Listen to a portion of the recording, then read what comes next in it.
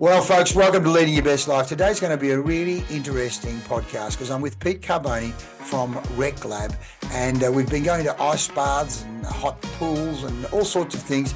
But Pete, first of all, maybe I'll, in the first instance, show your website just so that people get a bit of an idea of what you're doing at this fantastic place. Perth's Premium Recovery Centre has arrived. We'll go into that very shortly. But Peter Carbone, welcome to Leading Your Best Life. Thanks, Lee, mate. Much appreciated. Thanks, Lee. Mate, what we're going to do, you and I have similar backgrounds. We're both in the business of trying to help human beings be the best they possibly can be, not only in sport, but life in general. But before we start swimming around, pardon the pun, in what you do to help people lead their best lives, can I hear a bit about the Peter Carbone story? Where have you come from? Where have you grown up? Where were you educated? What's got you to be where you are now? Yeah, look, I grew up out in the Vines. I went to school out at La Salle. Very, I guess, middle class upbringing. I dropped out of school in year 10. My science teacher actually told my mum at a parent-teacher meeting that I was probably better off dropping out to get a trade because I was not really engaged at school, or at least not in the subjects that I didn't like. And then, went and did a trade. I was very fortunate to have that opportunity. From there, started up my own little roofing business. And that grew into many different things. Ended up going to work for my dad up north for a little while. And then I had probably 4 or 5 entrepreneurial endeavors between then and Reclab, all of which taught me a great deal, all of which came with a lot of heartache, I guess, and hard work, but a lot of learning. And all of those experiences from, I guess, those failures have kind of led to Reclab, and me being able to at least get it to this point. And what I'm hopefully learning now will help me to get it to the next level. Yeah. Fantastic. So 4 or 5 entrepreneurial ventures. That science teacher in year 10 saying, mate, trades may be better. So if I can ask you, what had motivated you and what's led you to setting up Reclab? It came from a couple of different spaces. One was my pop always used to make us swim over in Burleigh Heads on the Gold Coast, and whenever we'd go visit him first thing in the morning. Hated the cold, and if he was still around today, he would be rubbing his eyes in disbelief at the fact that I'm even doing an ice bath, let alone running a business with them. So I guess it sort of spawned there. It also came from an ayahuasca retreat in Peru about 8 years ago. That was, I guess, a very pivotal moment. I didn't quite know how to process that or exactly what it would look like from what happened during that experience. And then every Friday morning, me and my dad, through one of my favorite times of the week, we go down to City Beach for a swim, rain, hail or shine, at 7 a.m. And have brekkie together. And I just love the rainy, stormy days at the beach. At 7 o'clock in the morning, there's not too many people there. There's always a bunch of older blokes. We call them the True Believers, which one of our memberships is actually named after the True Believers. And all of those things sort of meshed into one of my mates was having some mental health stuff going on. I had an opportunity to put an ice bath into a storeroom at a friend's gym. I was very fortunate there. So we did that. I was helping my mate, and the thing just evolved over the last 2 years from a storeroom with an ice bath in it to what it is now. Yeah. So I don't know what the listeners can make of all of that. That's I guess it condensed, but it's been a journey. Well, mate, if I share what you've got now, it's absolutely fantastic. My mate that I swim with, Dr. Fred English, got me to come. And as you know, we've been there many times. Freddie is not only an advocate, but I think he's absolutely addicted to the ice bath. What is it? 10 lots of 3 minutes in, 1 minute out. Then the other day was 4 minutes in the hot bath and then 4 minutes in. Freddie's always measuring it and giving me numbers we've got to perform to. And then I think it was 10 minutes in that in that sauna, and he's always going, let's put more water on that. So, but He what we loves do the know is I extremes. feel so much more even invigorated at the end of it. What research, or what do you know of?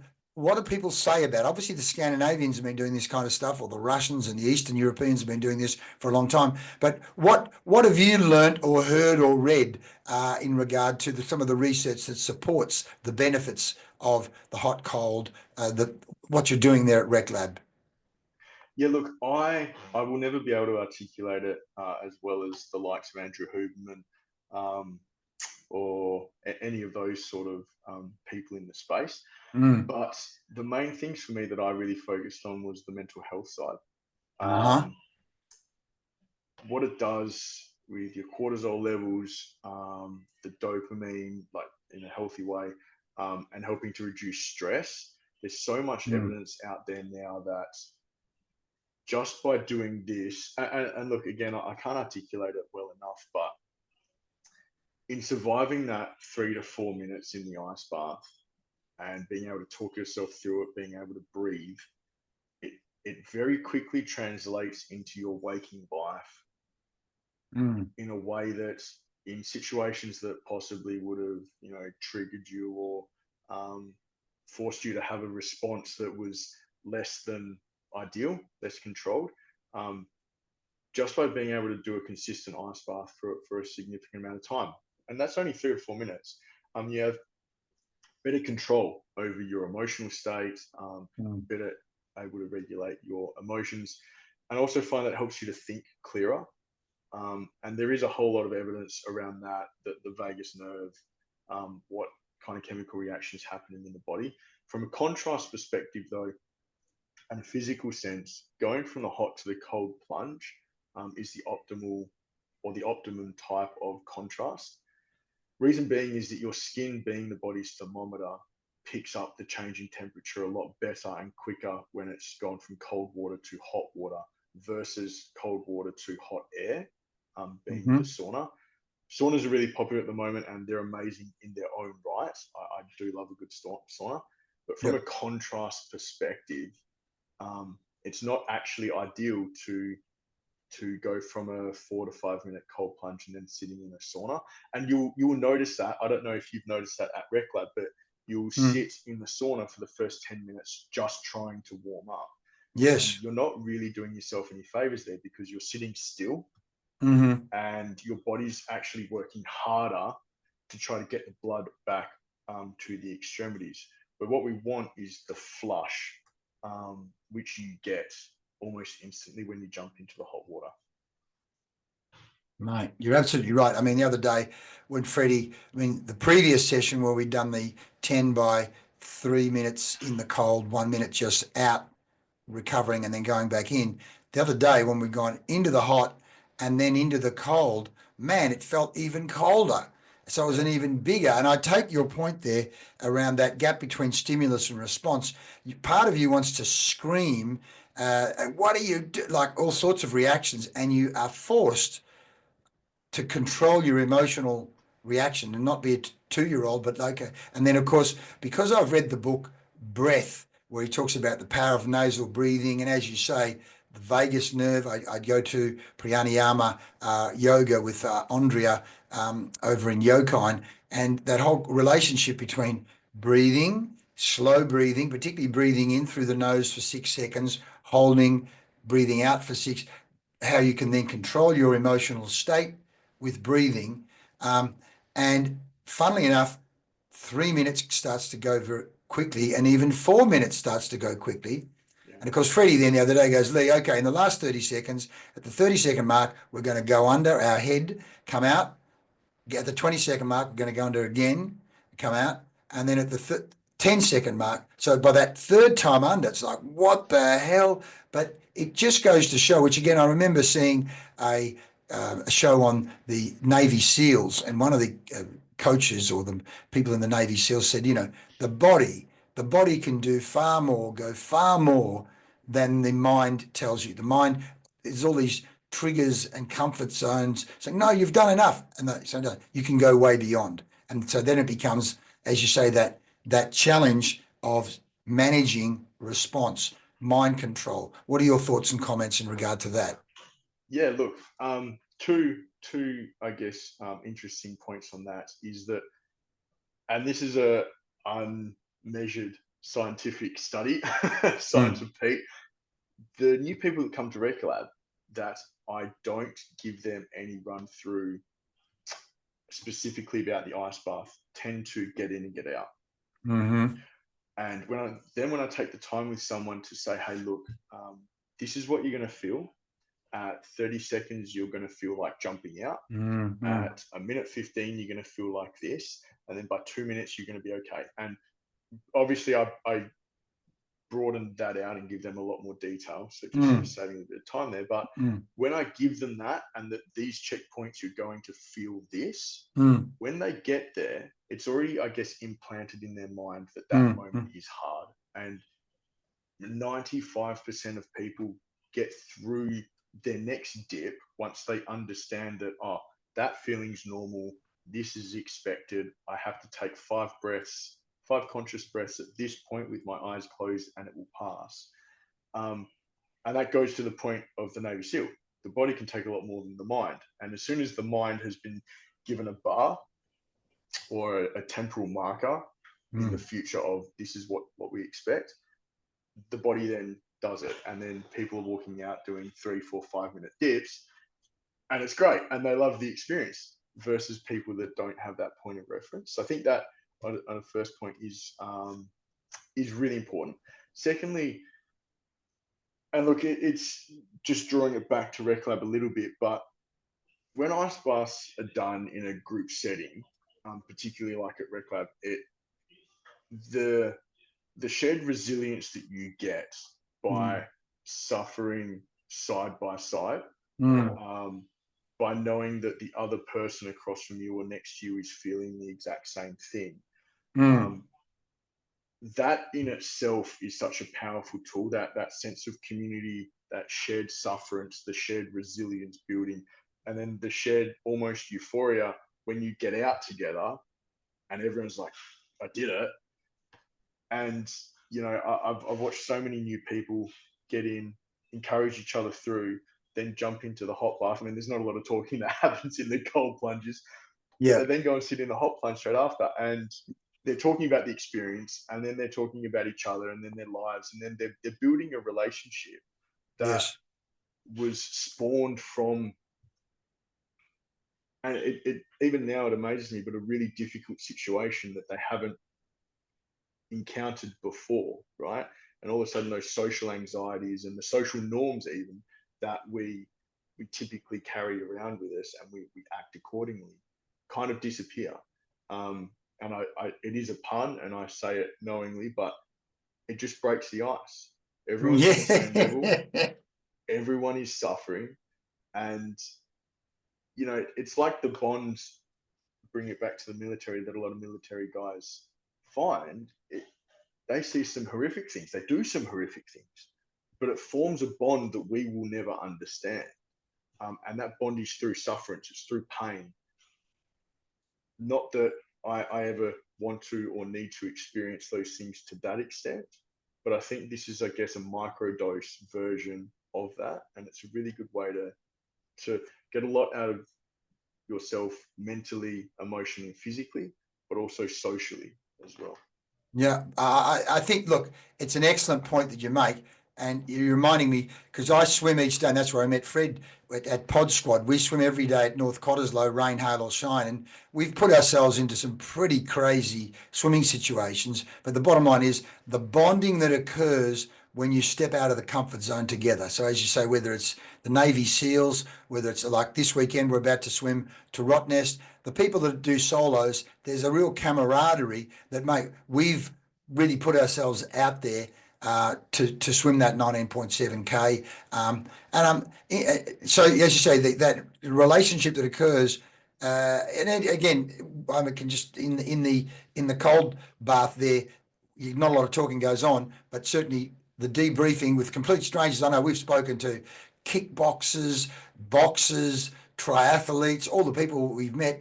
There's one of the girls who we met in the ice bath. As it worked out, she was a swimmer. She'd swum in the same race that I'd swum, the 10K race that I'd swum in up at Sorrento the day before, and now she's a member of Pod Squad. She said, "Oh, I'll come and swim with you guys." And so there's a real connection that occurs there. And I note, by the way, you've got some pretty elite athletes that come along to Reclab. You want to mention some of the names of some of the people that are regulars there? Yeah, look, we're very fortunate to have some high-profile basketball players, as well as football players, netballers. I don't typically like to throw too many names No. out, just because Yeah. I have really good friendships with these guys, and Yeah. part of what I promise them is they can come and use the space Yeah. unencumbered, I guess. Yeah. Yeah.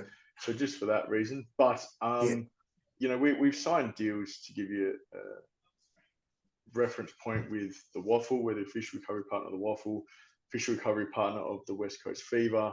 We've got another couple of announcements coming out. Western Force, and we get athletes from all of those codes, including the Eagles and the Dockers, coming through to use the space. Yeah.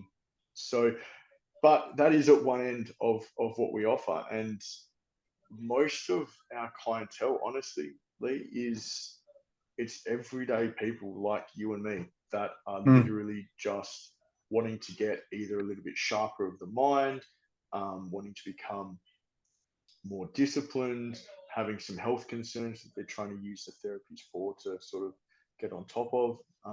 And that honestly makes up 95, probably even 98% of our clientele. It's just everyday people, and the space is built for that. Yeah. Yeah. Well, I note, by the way, Pete, that you're in pretty good nick yourself, mate. So give me your background in regard to sport and what you do and what you've done over the years to get in shape and stay in shape in terms of you leading your own best life. Tell me a bit of the story there. Look, mate, a lot of my nuna's pasta has gone a long way. But no, I used to play a lot of soccer and tennis as a kid. Did CrossFit for a little while, footy for a little while. And then I got into calisthenics and gymnastics a little bit, or more calisthenics. I just say gymnastics because people don't quite know calisthenics. And I really enjoyed that. And then I did a bit of weights training, so prior to the calisthenics. And then now I really just, there's that whole buzz term about the hybrid athlete that's thrown around.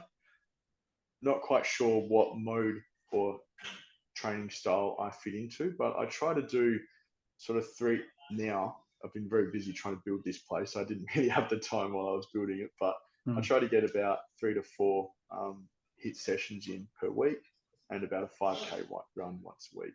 And that kind of just, I'm not there to break any records. Right now, it's just about building routine back in my life. Like, I haven't had a lot of that, and I've always been very physical, always trained a lot, whatever the sport was, but I lost that during the construction of this place. And so now it's just, I just want to build routine and draw out the discipline that this journey has required of me, and kind of bring a bit more of that back into my personal life. I definitely lost a lot of that along the way. So leading my best life is getting back on track now.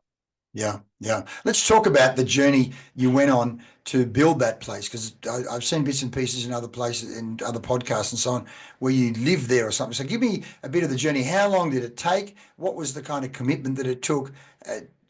Paint the picture for me what the journey was like. Yeah, so I once, how far to go back? I flew over to the East Coast and looked at a whole bunch of facilities that they had over there. Sydney, Gold Coast, Brisbane. I actually went with my dad on one of the trips. Came back and went looking for the right building. Once we found that and I was able to sign that lease, I literally sold everything that I owned. So cars, investments, the whole lot got sold. And oddly, I don't know whether you're a believer in universe, God, whatever that thing is. Energy, yeah. Energy.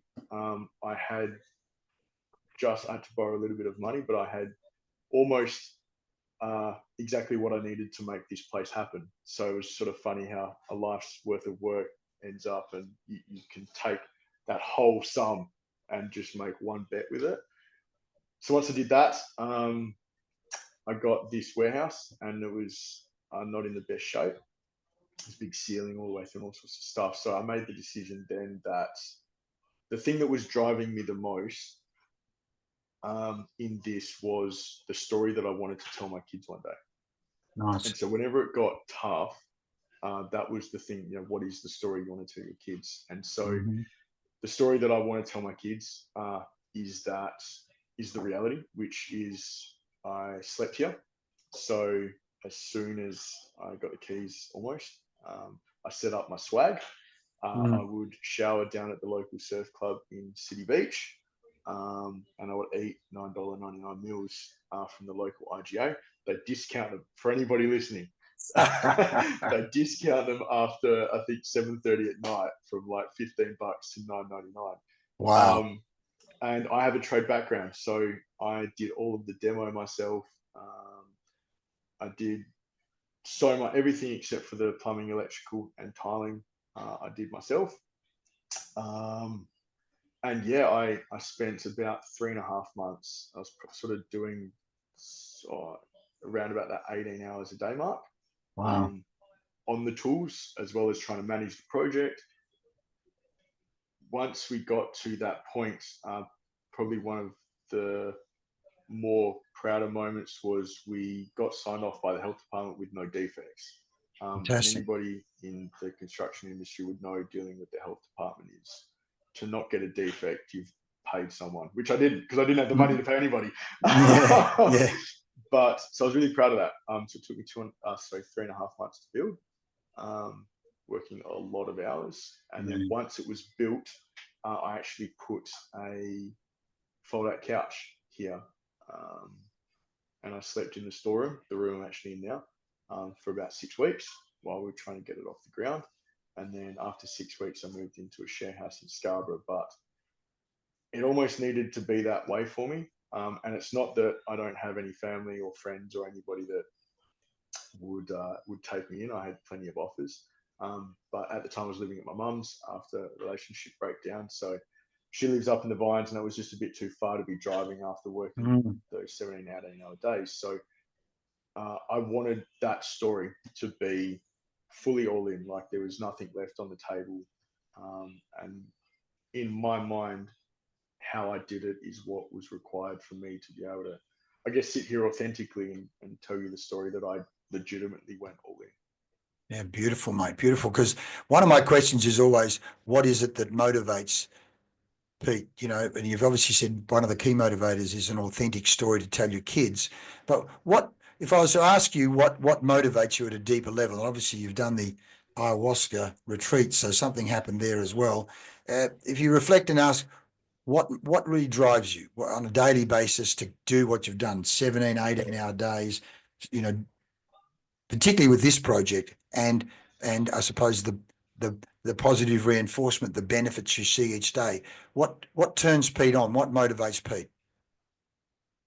There's a saying by Muhammad Ali, which is service to others is the rent you pay for your time here on earth. Oh, wow. And my parents, not that they raised me with that quote, but they are very good people. And mum was selfless in her service to us kids.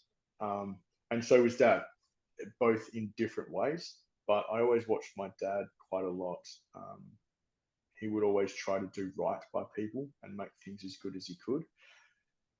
And I think the apple doesn't fall far from the tree. And what really motivates me is that I genuinely believe that this thing helps to change people's lives. And, Yeah. that is such a buzzword, and it can kind of get lost in it's just sort of been bastardized, I guess, a little bit lately. But what drives me is the fact that I get to make a difference. And Yeah. I came from a corporate world prior in the last few years at my old role, where you're not really making a difference. You're just trying to make a dollar, and how you make that dollar doesn't really matter as long as you get the dollar. And that's not really in alignment with me. So rounding that out, what drives me is just the fact that every day now I get to impact people's lives. And sometimes it's just as simple as when I'm on the front desk, how you interact with someone when they walk in. And I always don't have the best days all the time. So it might not be that occasion, but it might be when I'm out there squeegeeing water and I get to have a chat with them, or it helps someone do the ice bath in their first time. And it's in this space that I've made. And so that's, it's almost a selfish pursuit, to be completely honest with you, because my cup gets filled up by others, and I therefore want to continue that. So I don't actually know whether it's selfless or selfish, because the end result is me feeling a lot better about myself. But the intent is to help others and to be of service. Mate, that's beautiful. I mean, my cup gets filled up by others. That's beautiful. You're reminding me of another good mate of mine, Shane Stedman, who's a famous surfboard maker in Sydney. And I said, mate, something along the lines. I said once. He said, the reason I'm so. I said, what? You're always so nice and positive to other people. He goes, Lee, the reason I'm nice and positive to other people is because I'm selfish. I said, what are you talking about? He said, because when I'm nice to other people, they're nice back to me. So it's a win-win. So there you are. In your case, it's a real win-win situation. And we talk about one of the areas of study that we use in coaching is an area called NLP, neuro linguistic programming, NLP. So when you were talking a second ago about framing, and we call it framing and pre-framing the experience in the cold bath, when you're actually we call that future pacing, which is what you're going to feel in the first 30 seconds is this, what's going to happen in the first minute is this. And so you're actually creating a movie in the person's head, and we call it future pacing, and framing their experience before they even go in. So it's just as easy to say to someone, what's going to happen is you're going to hate it because it's going to be so cold, and you're going to want to get out after 30 seconds. And a lot of people versus, what's going to happen in the first 30 seconds, it will feel tough, but then what's going to happen now? And the same experience is when you say to someone before they go to a movie, you can pre-frame their experience. You say, the lighting's bad, or the production's bad, or you say it's one of the best movies I've ever seen. However, what you say to that person sets up their experience before they actually have the experience, and you can shape it one way or the other. What are your thoughts? Oh, 100%. And that just made me think then about the story. When I say the thing that got me through a lot of times is, what is the story I want to tell my kids one day? I'm pre-framing just in that, because the story that I want to tell my kids is that I am a man that has the conviction to do what I say I'm going to do, even if that means I'm left with nothing. But I did the thing, and I can sit here and tell you that I did the thing, and the thing is successful. And that is why we have what we have. That is why I'm able to impart whatever wisdom I get to impart. But I'm pre-framing those conversations with like my 5, 10, 15-year-old kids now. Like this thing had to get built for that story. We have to be growing for that story. I have to be turning a profit for that story. I have to have Google reviews that like almost bring me to tears for that story. I have to have people go, oh yeah, Pete helped me through my first ice bath for that moment in time. And I think that I didn't even know that I was doing it, but I was pre-framing this whole thing by the conversations I want to have in 10 years with kids. Yeah. Well, I mean, you're setting up your own life. Talk about manifesting and creating. If we're talking about universe and energy in your head, that story, as you said, by setting that as a goal, then you reverse engineering. If I'm going to be able to tell that story, here are all the things I'm going to need to do, and this is the type of person I'm going to need to be. Which again, the great James Rowan, one of the great speakers, talks about. Setting a goal is one thing and working towards the goal, but it's who you become in the pursuit of the goal, and this evolution that's going on with you. And of course, in doing so, you're helping others to evolve as well. It's like that Marianne Williamson quote, in you giving yourself permission to shine, you help light up others. You help them give themselves permission to shine. And the beautiful thing about, and we talk about ecosystems, we say the forest shapes the tree. It's a famous French proverb. The ecosystem you're in helps shape you. And what you're doing there in that ecosystem, it's an ecosystem of excellence in that people are going there, boxers or kickboxers or footballers or us as swimmers, or as you say, mums and dads say, how can I be better? And the beautiful thing about it is that I'm picking up from you, Pete, is on the one hand, you're talking about the physical manifestation, the tiling and the building and how physically beautiful it is in terms of the outer world. But there's an inner world, evolution going on in that place. As you say, the breathing, getting in touch with your own emotions, managing your own state. It's as much about an inner evolution as it is about, one, I wanted my body to look fantastic. There's a whole other journey going on, both with the people there, but you also. We might want to make a comment to that. Yeah, look, mate, the amount of people that have cried in the ice bath it's probably filled the ice baths up so they didn't have to top them up that day. Like the emotional release that some people have, particularly if they're just storing stuff, that comes out is, I mean, it's obviously very cathartic and very healing for them. But again, selfish in the pursuit. But that fills my cup because they get out, I get to hold space for them, I get to give them a big hug, what's going on, and having a genuine conversation. They then leave with a sense of accomplishment, but they also kind of got rid of a little bit of baggage, or maybe they just broke a little bit of some subconscious stuff up that they can now deal with some fragments of. And then that leads me into, from an energy perspective, like we sage this space down. We use singing bowls in here to cleanse it. Also, when I first got it, we went through that process, and we have some crystals around the place as well, purely just because energy is so important. And a lot of people will come here after a bad day just to change their state of being, but they bring that energy in. And I mean, you would speak to it better than me because I'm definitely biased, but the space has an energy of healing, of letting go. I think that's probably why it makes it easy for people to be a bit more social in here, a bit more open to having conversations with each other about deeper sort of things. Wow. But yeah. I wasn't aware of that. But so one, you said what you did was you did some kind of energy clearing before you opened it, and you're saying you do that on a regular basis in some way? Yeah.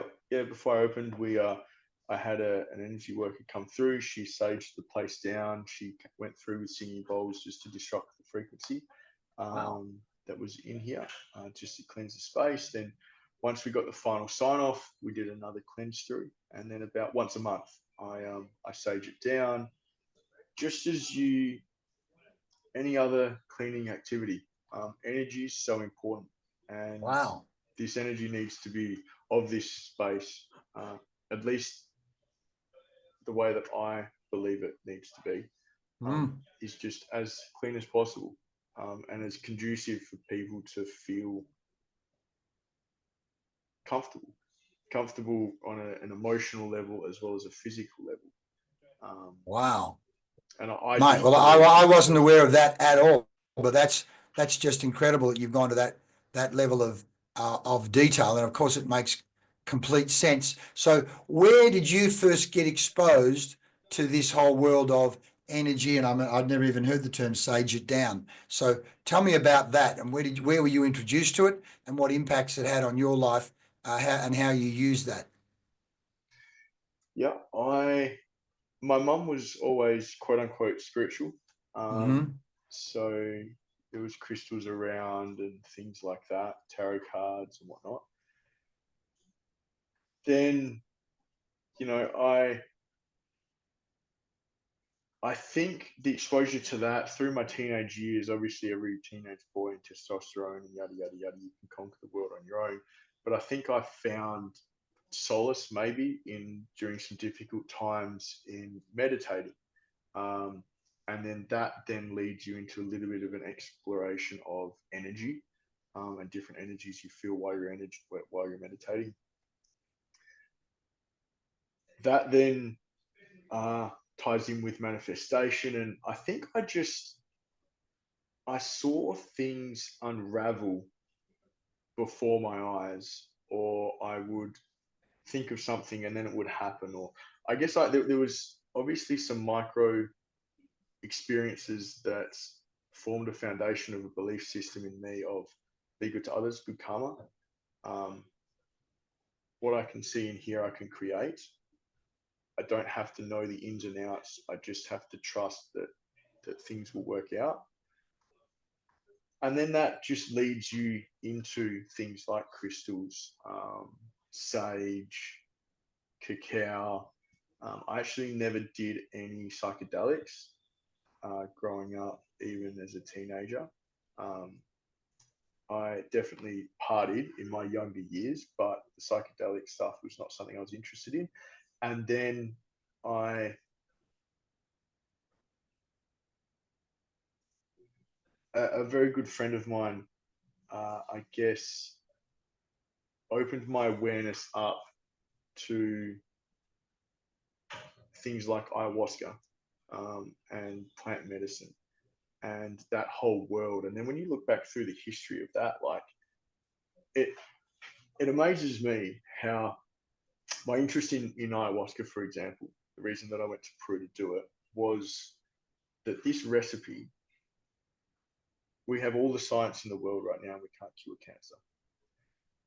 But Incans, the Peru people, discovered that if they cooked the cactus with other ingredients in such a way and then boiled it down and then did this and then did that, and like they from somewhere were given this recipe that enabled them to safely enter a whole different state of consciousness where they were able to not just work on their own inner beings, but also the energetic frequency of the space around them.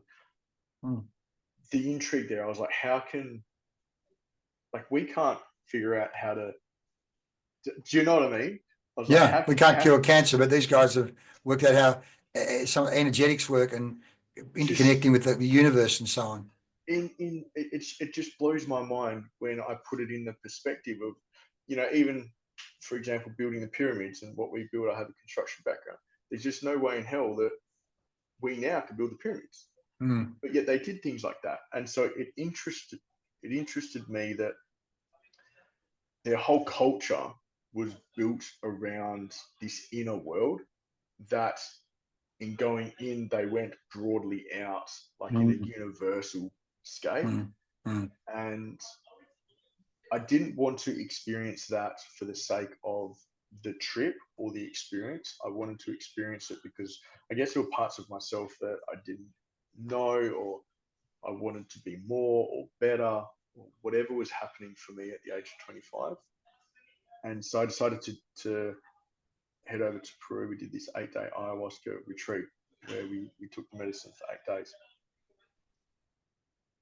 And now I'm just rambling. I actually forgot the question. So, Sorry, so coming back to that, then we're talking about the world of energetics. Let's talk about that for a second. Now you've mentioned it. So, on the other side of the 8 days and the ayahuasca, what went on for you? What was any breakthrough or insight or change that went on or benefit that you got as a result of going to Peru and doing that ayahuasca trip?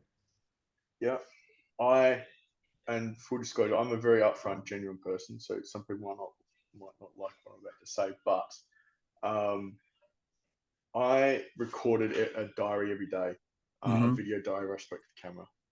And I think I subconsciously knew that I wasn't going to be able to process or deal with what was happening in that experience. And so after the 8 days, um, you go so etheric, like ethereal, Mm-hmm. and then you kind of come back and you go into this chaotic societal construct of Peru, and you have all of this awareness and understanding of yourself and how we are just the same, Lee.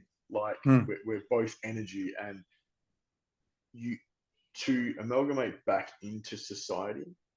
Uh, I at 25 I could do, and so I quite literally spent 4 months drinking and partying my way through South America with this heaviness on my back that I didn't want to actually look at what I had learned, Mm-hmm. what that meant for me, because Mm-hmm. it completely changes your whole construct of reality.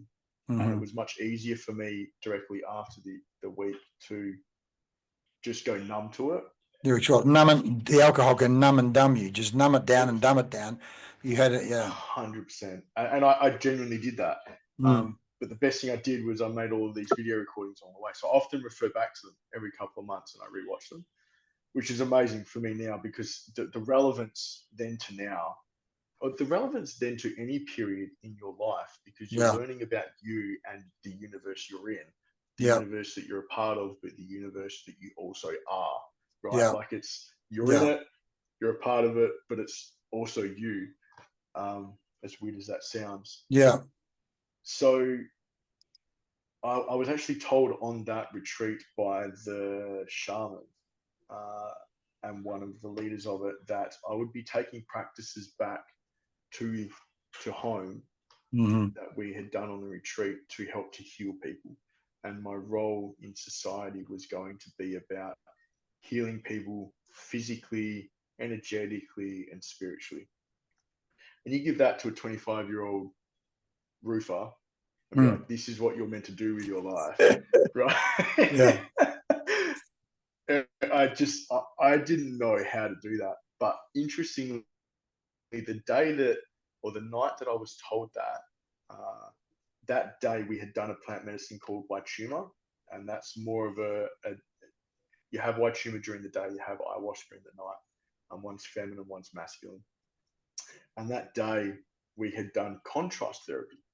So they had this waterfall there that was absolutely freezing that ran into a spa sort of thing, a hole essentially. The water ran, filled up this thing, and then continued to run. Mm-hmm. And they had built a sauna. It was an underground sauna with a little cove that we had to crawl in. And there were these stations north, south, east, and west, summer, autumn, winter, spring, different stations inside the sauna, which is something I'll eventually bring in here to Reclab. Mm-hmm. And we would go from there into the cold plunge and then back into the sauna. And I loved that experience. To this day, it was, and obviously I was under the influence of plant medicine, but it was just the memory and the feeling of the memory are so vivid in me now. That night, they told me that that was what I was going to be bringing back. And Mm-hmm. 8 years later, and two failed businesses in that time, COVID, and then all of a sudden, I find myself literally doing what one I was shown in one of the journeys, as well as what the shaman told me of that. It's mind blowing, and that is all energy. It is all frequency. I And as believe. you say, we're all interconnected.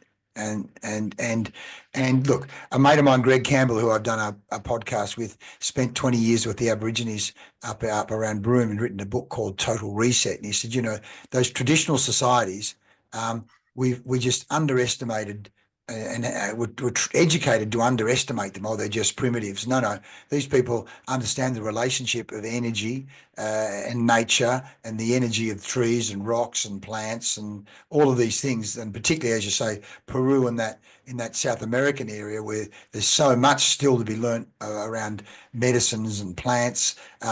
We think in the West we know it all, but this world of energetics and coming back to meditation. In the last 3 years, I got more involved watching and listening to Sadhguru, and for the last 2 years now, I've been doing Vedic meditation.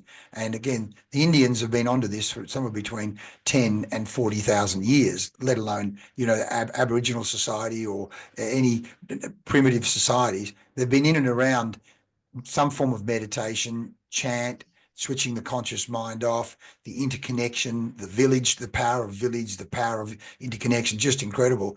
Mate, that sharing has just been fantastic. And the fact that here it is, as you say, 8 years later, and to a certain extent, there you were at 25, given that future, and your 25-year-old brother, this is just all too much. I'm just going to go get pissed for three months or whatever. But here you are. It's happened. So if I can I ask was going you, to yeah, sorry, So just on, it's crazy. I pinch myself every day, but yeah, on the civilizations and the societies, and I don't get into the whole racism thing and all that. Mm, I completely putting that to the side, just in terms of having just a conversation for broadening perspectives. mm, We say that, well, a cohort of people believe that we have advanced civilization, right? mm, Because we have built all of these things and mm, we have guns back mm, mm, mm. 2000. You We can have a fly to the gun, moon. right? Exactly. We can do all these things, Mm, which is amazing. And all Jews, I mm, get it, and it's incredible. But that has kind of put a cohort of the population of the world in a position where they feel inferior. Um, not inferior. Um, what's the word I'm looking for? Opposite to inferior. well, opposite to superior. Yeah, superior. So where The they more feel superior. Yeah. superior. Yeah. And that these other civilizations, your Aboriginals, your Native American Indians, your Peruvians, are all inferior, right? Because Mm, we rocked mm, up there with guns mm, and they just had mm, sticks. mm, mm, But they didn't need any of the stuff, mm, right? And so it's like, if you just really broadly go, the meaning of life is to just be content with life. mm, So it is just to go through life in a present state of being. mm, They were operating in such a level, at such a level of presence and oneness with each other and with the world itself, being its own organism, right? mm, That they could just wear a piece of cloth. mm, They didn't need to impose their will in a physical sense with ships and bombs and yada yada yada yada. mm. That's not to say that we don't need any of that, because we do. I mean, I love the life that I live because of all I have power and everything. It's Mm, amazing. However, I just think that they had yin and yang. mm. Yeah. Both are required, Yeah. Yeah. and neither is inferior nor superior. Yeah. We have just lost and forgotten, I think, a lot of knowledge about being and being one with each other and with the world. Yeah, yeah. Well, like literally two few things. One, with our pod squad this morning down at North Cottesloe, one of the fellows, literally one of the, he'd be 75, 80, I don't know what his age was. I'd said g'day to him every morning in the change rooms and every morning at the coffee shop. And his partner said to me Monday morning, Lee, John's passed away. He died at the weekend. I went, what the hell? How can that be? But today we had probably 60 or 100 people at the coffee shop, music playing. We were saying some speeches. We were all laughing and crying together. We talk about the village, the village. And in many ways, those traditional societies had that strong interconnection as a village, that we're all going through this journey together. There's a sense of love and connection. And here we are in 2025, the village that we've created down there at North Cottesloe. I know this happens all around Australia, but at the same time, another guy, as part of the village, had set up a men's choir group. And he said, I couldn't believe it, but I've got all these people, particularly in the western suburbs, guys in particular who are in their 60s and 70s, so they've retired, they've gone through their career, they've got all this money, so they're rich on the outside, but very poor and sad on the inside. And I know some of them myself, and some of them for the first time in their life, because they've been so busy accumulating and being busy with their careers, it's the first time they've actually looked on the inside and said, my God, without work, who am I? And where do I find happiness or joy? Or even, I've never even thought of happiness and joy. Whereas the traditional societies often so much, and again, if I look back into the Bhagavad Gita and some of the Indian texts, so much of it is about the inner world. And as you say, even within the cold bath, that gap between stimulus and response, your ability as Buddhism, managing the mind, managing the inner world, that's where the happiness is. You can live in the biggest gold tower in the world, but that won't necessarily make you happy. I mean, it'd be nice to do, but you still need to do this inner work that you're talking about. And by the way, I see at one stage you were introducing people to some breath work. You got some guy in recent times. Tell me a bit about that, some of the inner world things that you either you've done, which you've done with the ayahuasca thing, and even this breath work thing and some of the meditation things that either you've done or the people you surround yourself with that you are doing some teaching in that area? Yeah. Firstly, I'm sorry about your friend, mate. Oh, It's thank you, rough mate. thing, Yeah. so Yeah, it condolences. was a shock. Yeah. Yeah, absolutely. Um, I I think that being open to any different experience is a really good thing. Mm-hmm. And so the more sort of out there that it is for me, the more interested I am in it. Mm-hmm. And I don't necessarily mean conspiratorial or anything like that, more just from an interpersonal relationship with myself perspective. And so that leads into things like meditation, breath work, plant based medicine, um, and even exercise, to be completely honest with you. Mm. Ice baths as well, right? There's a form of meditation that you end up doing in the ice bath. Yes, you do. And so I had an experience with Steve from 9D Breathwork, also Mm-hmm. from Power of Breath. He does a form of breathwork called 9D Breathwork. And truthfully, it was absolutely transformational for me as a person. And after that experience, I felt an overwhelming urge to want to share it. So we put on a night on Tuesday night where, as Reclab, we paid for 15 people to come and experience the 9D. So absolutely free. And the idea was there would be 5 members, 5 followers, and then 5 people in need. Those people in need had to be nominated by a member. And it was a way to be able to share that experience because of the profound effect that it had on me. And I think those things are really important because when you're taken out of what you consider to be normal, right? Like, I mean, my ex girlfriend was a clinical psychologist and she's an absolutely beautiful soul. Mm-hmm. I cannot speak highly of her enough.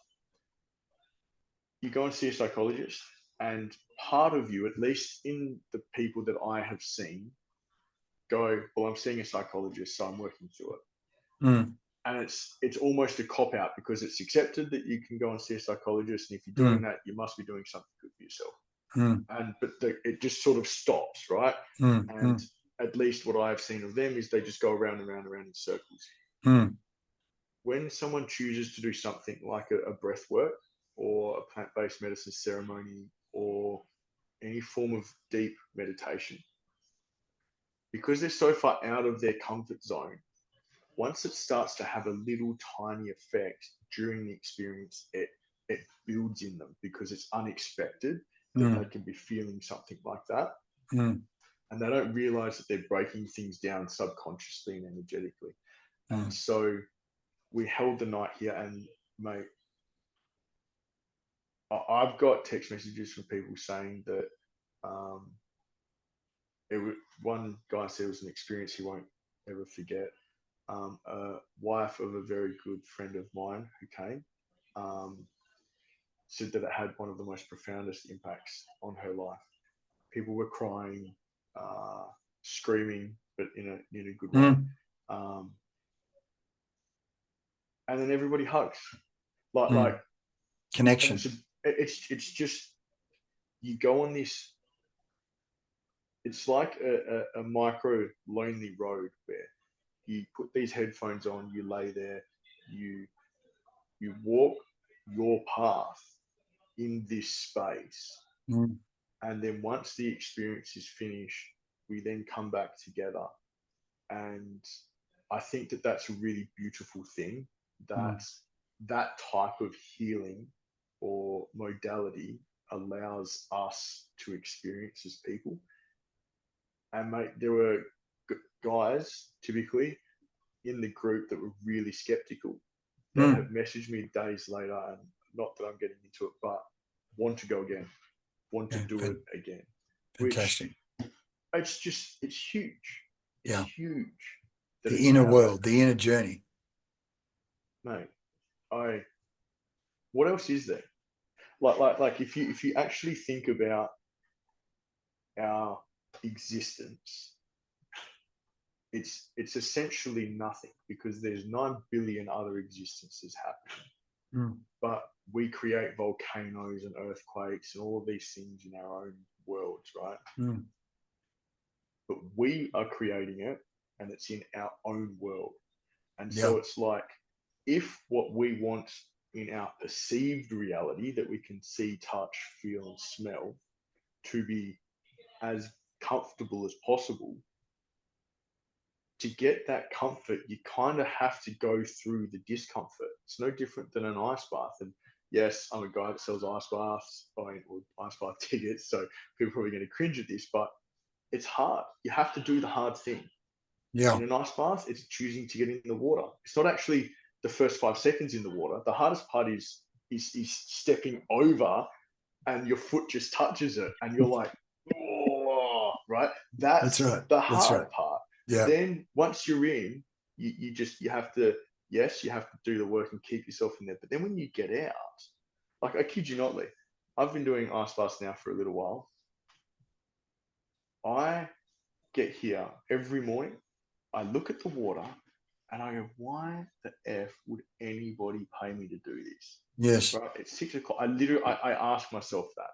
I Mm. get in, I get out, and Mm. I'm like, that is why. This feeling is why people pay me. Yes. Right? Yes. And so then I take that back, to the experiences and all of that sort of thing.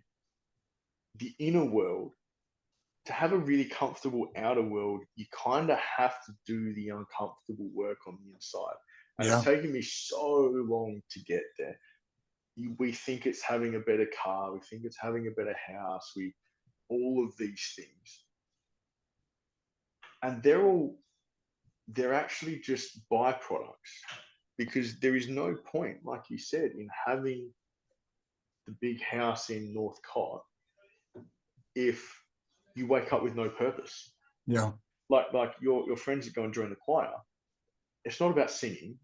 Mm. It's about purpose. It's about Mm. community. It's about a Mm. sense of belonging. Mm. It's like, Mm. these are intrinsic things that can't be measured by any data set. Like, Yeah. we don't go, oh, hey, Lee, out of 1 to 10, how are you feeling you belong today? Mm. Like, Mm. Mm. they're immeasurables. Yeah. Yeah. Yeah. Everybody's graph is very different, Yeah. but they're the Yeah. things that matter. Yeah. And that happens within us. And so, circling back, the breath work, the meditation, the services that we're going to be offering on a more regular basis. So we're going to be doing nights. The 9D breath work is going to become a monthly thing. People to Fantastic. come and do it. Yeah. And hopefully, we're able to either pay or at least subsidize the price of it, just so you can get an experience. Yeah. It may just crack you open subconsciously just enough for you to go, huh, you know what, really, when I'm picking up my phone and scrolling through Instagram, the thing that I'm avoiding is actually this conversation with my wife. Mm. Just that.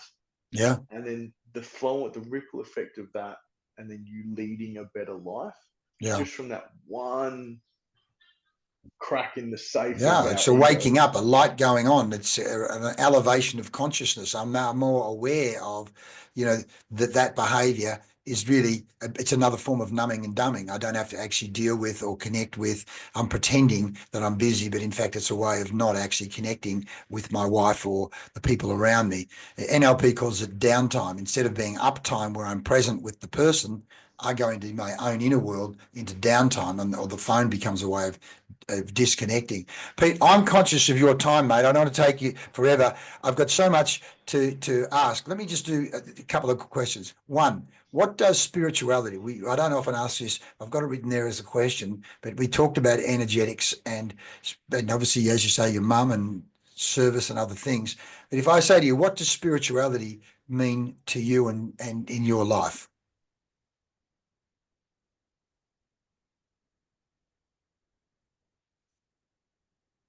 It means to me that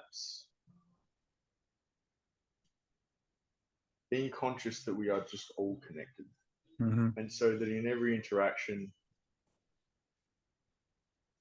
if I aim to hurt you, Lee, I'm essentially hurting myself. Mm-hmm. Mm-hmm. Spirituality to me means that every answer I need is within me. Mm. Every characteristic that I need to embody is already within me. Mm. Mm. But within me, I believe is also up here. It's ethereal and it's there for us to draw upon and bring into our present moment. Like all of the tools are there. Mm. Um, yeah, that's not a great answer, but that's what it No, is. that's good. No. I mean, when you say I'm connected to something bigger, whether it be people say I'm connected to the energetics of the universe, I'm connected to God, I'm connected to Krishna. I mean, essentially, in the Bhagavad Gita, they still refer to God as in something bigger, that really universal energy. And in the ideal world, we would think it's an energetic of love as the connecting factor. The other question I wanted to ask you was, so if you were going to give 3 tips to the 13-year-old Pete Carbone, what 3 tips would you give him in terms of helping him with life to be the best he could be? I'd probably go back and tell myself that every decision I make is the right decision. So Mm-hmm. stop worrying about whether it's the right decision and Mm-hmm. just make the decision. That would be one. Mm-hmm. Um, 2 would be that doing something great isn't about conquering the world any more than it's about the impact you have on someone else. And so greatness, we often think is this Alexander the Great, Mm. or it's up here, it's winning an AFL premiership and yada yada, and it is. Mm. But I would tell myself that greatness is the lady at the supermarket who is hating her job, has 5 hours left in her shift, looks miserable, and you're like, hey, how are you today?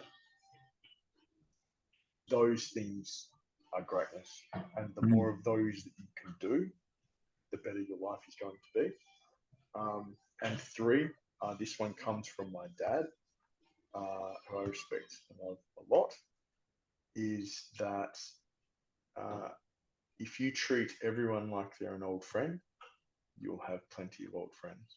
Oh, mate, I can see your mum and dad have had a profound impact on you. You've mentioned your dad a number of times now, from the Friday morning going down the beach to a whole range of other things that dad has told you, mate. How fantastic is that, mate? What's the future look like for Reclab and the future look like for Pete Carbone? If we're going to future pace you and Reclab over the next 3, 5, 10 years and beyond, what if I'm going to play that movie? What does that movie look like?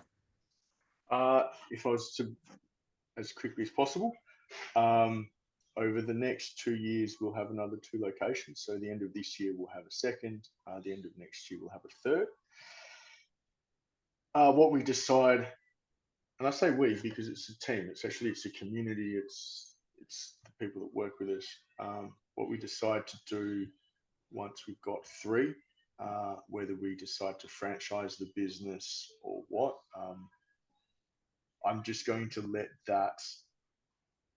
I want to see how I feel at that point. Yep. So the goal is just to get there over the next 3 years. Obviously, I'd like to meet a girl, get married, have kids. Settle down. Yeah, If you want, down. you can marry. Look at me. Yeah, Yeah. that was And have these kids that you got the story for, mate. Yeah. They exist in the universe. They just have to exist at some point in the physical world. Yeah, That's come right. here. Yeah. But look, the thing that I'm aiming for overall, and the people that I tell this actually get not shake their heads, but I have an image in my mind, Lee, of a property that has a hill that slopes down to the ocean. So beach, it rises up, and it's, I don't know, maybe 3-5 acres. And I have a little cottage, a little beach shack sitting there. And I am sitting on the porch of this little shack. It's about 4:30 in the afternoon. I have a cup of tea with a little bit of milk in it. For some reason, I have some rock melon and some peach. on a little plate next to me, and I pick up a piece of rock melon. I've got the cup in my hand, and I'm watching the ocean. And in that moment, I want to um, feel authentically that the people that I met along the way to getting to that point are in their lives, and they go, I wonder what Pete's up to, just in an endearing way. Mm-hmm. And so, as much as right now there's a lot of ambition and drive, and there is a commercial reality to the growth of this business, I want to get there. And there means that you've done right by people. You've obviously made the money, but it's simple. And my impact has been good. Yeah, mate, fantastic. Look, I'm just going to read some of my notes because I've been taking notes as you've been going through here. What a journey you've been on, as you say, 4 or 5 entrepreneurial endeavors. That science teacher has certainly triggered you to go down this path at some point, between the science teacher in year 10 and the shaman in the ayahuasca ceremony. You've had influences along the way. Again, we haven't talked about mentors or a range of things. I think we should do another one of these at some point, Pete, just to continue with the mapping of the journey. But we talked about particularly the ice bath, the mental health, the regulating of the emotional state, and particularly, as you say, that we're going from hot to cold, the hot to cold plunge, and how that really came about out of the Peru trip as well. I love the fact you talk about the true believers down at City Beach. I'm pretty certain some of my mates are those true believers, Greg True and a whole range of others, Dick and the boys that are all part of the City Rocks group that are down there at City Beach every morning. Speedos, yep. Yeah, the red Speedos. Yeah, they're all my mates. We talked about framing and pre-framing, and as you say, by setting the expectations, how that really does work. So I'd recommend that as part of the process, because that will help people then evolve and handle the joys of the ice bath. I'm sure we could delve even further into what is going on where people release so much and discover so much about themselves in the ice bath that they actually cry. And as you say, at that point, they're so vulnerable. And the hug factor. I literally come across some data again the other day, the power and the value of a hug. I gave people plenty of hugs this morning. The story that you want to tell your kids being such a driving force, and the role that both mum and dad have played in the evolution of Pete Carbone. Breaking the ice, indeed, mate. Breaking the ice. I love that. I think there's a T-shirt there at minimum. And your point from Muhammad Ali, service to others is the rent we pay. That's just beautiful, mate. Your cup gets filled by others. And the fact that you've gone to that detail of the energetic cleanup and the regular energetic cleanup, which of course you're doing that energetically for the physical environment. What we're talking about is energetic cleanup internally, and the power of that through breathing, meditation, the ice bath, saging it down. I've got to dig up more about, but Pete Carbone, there's no doubt you are a healer, mate. There's no doubt you're a healer and you're doing great work. I know you're doing great work because you're making an impact on me and Fred and all the others. Mate, is there anything we haven't covered you'd like to cover in this podcast before we move into the home straight? Look, I ramble a lot, guys, so I would leave it at that. I appreciate the opportunity, Lee. It's nice. I'm just a guy doing a thing, mate. So for me to even be asked to go on a podcast, I've done 2 recently, and it's this is my 3rd. Yeah. I can't say I'm getting any better than it, but I listen to podcasts, so the idea of me even being on one is crazy. So thank you for the opportunity. Mate, well, we say, first of all, everyone's got a story.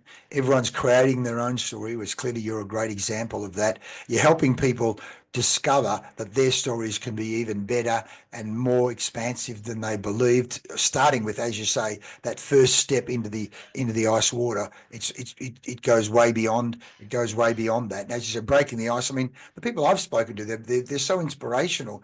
I remember there was a kickboxer in the sauna one day. There's a triathlete. There was a guy playing AFL football, just complete strangers. But we all know we're all going through this journey together. not only the journey into the hot and cold, but the journey of trying to be as good as we possibly can be, as healthy as we can be. And I think that people in there inspire each other by their very presence and the stories that they tell. But mate, what I wanted to do, what came to mind as you were talking, there's a fantastic quote which you may have seen here, which we've used so many times. It's just such a beauty, but you seem to epitomize it. It says, until one is committed, and this is from W.H. Murray, who was an explorer on Mount Everest, and also Goethe. Until one is, have you seen this quote before? Never. Okay, listen to this. Until one is committed, there is hesitancy, the chance to draw back, always ineffectiveness. Concerning all acts of initiative and creation, there is one, I get emotional about this because it's such a truth. There is one elementary truth, the ignorance of which kills countless ideas and splendid plans. And this is you, that the moment one definitely commits oneself, then providence moves too. A whole stream of events issues from the decision. I'm setting up Reclab. I'm going to follow through with what the shaman told me. A whole stream of events issues from that decision, raising in one's favour all manner of unforeseen incidents, meetings, and material assistance. Things happen.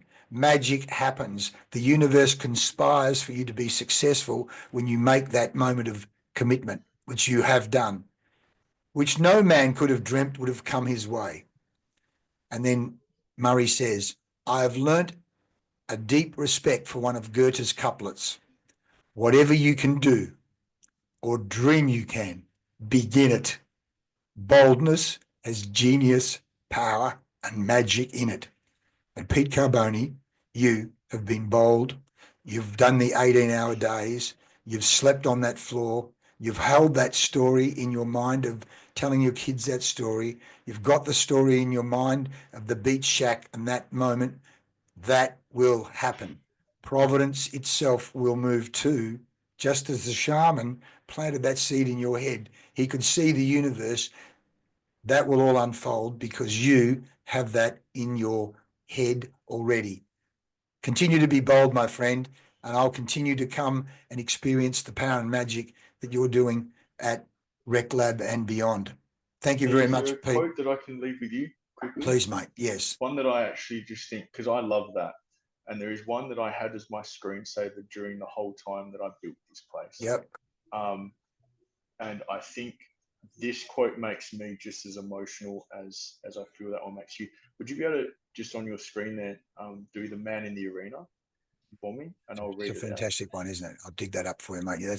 That's an incredible one.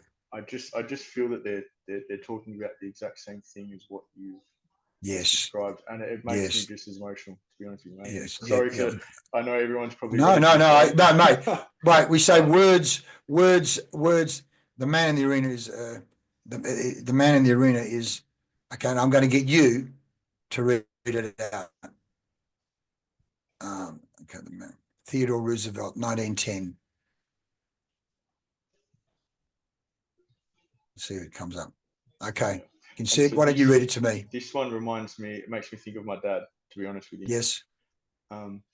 He's not the critic who counts, not the man who points out how the strong man stumbles, or where the doer of deeds could have done them better.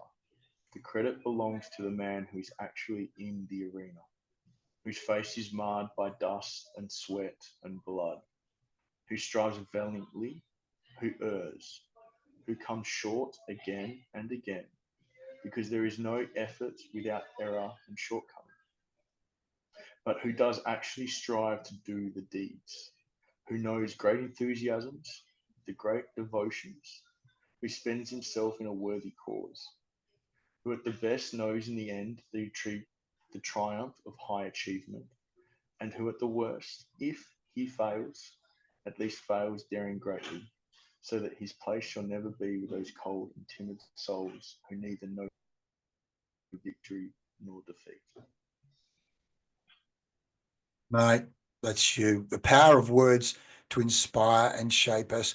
And let's hope that some of the words that we've used today will inspire others to live their story and create breakthroughs. And at the same time, come and visit you at Reclab and be part of that Yeah, community. mate. We'll do a discount code. You can chuck up as well. So we'll chat about that next time you're in. Okay, that'll be brilliant, mate. That'll be Yeah, fantastic. people to use. Pete, thanks so much for your time today, mate. Namaste, and we can share this far and wide. I will. I would love to put it up on the page. I really appreciate it. Thanks, Pete. See you soon. Thanks, Lee. Ciao, ciao. Ciao. Thank you, mate.